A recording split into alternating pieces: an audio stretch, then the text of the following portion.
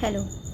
तो आज हम जानेंगे कि अपने सिलेबस को 30 डेज़ में कैसे ख़त्म करना है। तो सबसे पहले मैं अपना इंट्रोडक्शन देती हूँ। सो आई एम डॉक्टर अनिका जैना and currently I am pursuing my internship at the government hospital. तो बैक टू द टॉपिक, हमें अपना सिलेबस को 30 डेज़ में कैसे ख़त्म करना है।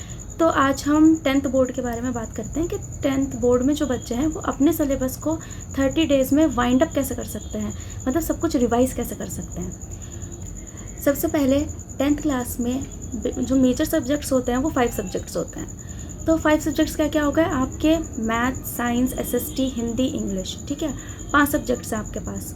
तो सबसे पहले जो आपका मैथ और साइंस है, they are the toughest subject.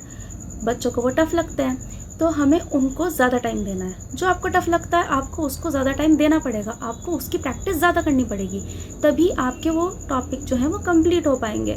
तो हम बेसिकली लास्ट टाइम रिवीजन के लिए हम 1.5 आवर दोनों सब्जेक्ट पढ़ेंगे डेली, ताकि हमारा सिलेबस कंप्लीट हो सके। और हम कोशिश करेंगे कि हम 1 या 2 दिन में अपना एक चैप्टर को कंप्लीट कर लें, ताकि हमारा सिलेबस जो है वो एंड तक वाइंड अप हो जाए, मैथ्स का और साइंस का।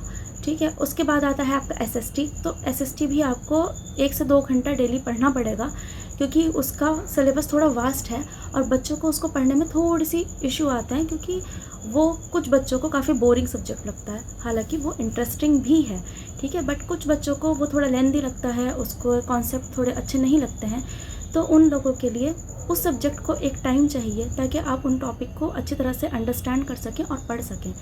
तो वो भी आपके 1 to 2 आवर लेगा, और उसको भी आपको ऐसे ही करना है कि आप ट्राई करो कि आप 1 या 2 दिन में एक चैप्टर को कंप्लीट कर लो। फिर आता है आपका हिंदी और इंग्लिश। ये लैंग्वेज है, 1-1 घंटा आपको रोज़ पढ़ना पड़ेगा, ताकि इसका सिलेबस आप कंप्लीट कर सकें। ये हो जाता है कंप्लीट, ठीक है, अगर आप अच्छे से ध्यान से पढ़ेंगे तो ये कंप्लीट हो जाएगा।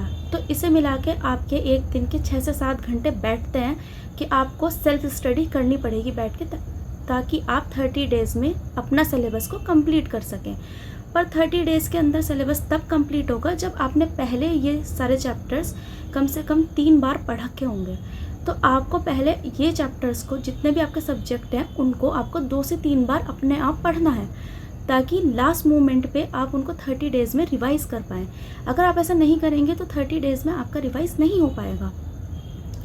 और उसके साथ साथ हमें क्या करना है, अपनी 6 to 7 आवर की स्लीप्स लेनी है। जब आप पढ़ने बैठेंगे तो आप लगातार, अगर आप बैठ सकते हैं तो आप लगातार बैठ जाइए, ठीक है, 1 घंटा 2 घंटा।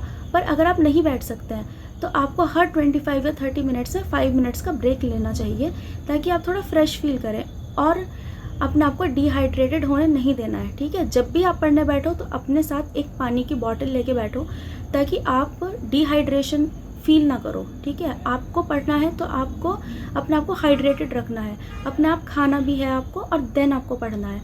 आपकी स्लीप प्रॉपर होनी चाहिए, आपकी डाइट प्रॉपर होनी चाहिए, और आपका जो वाटर लेवल है बॉडी का वो भी नॉर्मल होना चाहिए, ताकि आप लिथार्जिक फील ना करो। ठीक है, अगर आपको थकान होगी तो आप पढ़ नहीं पाओगे।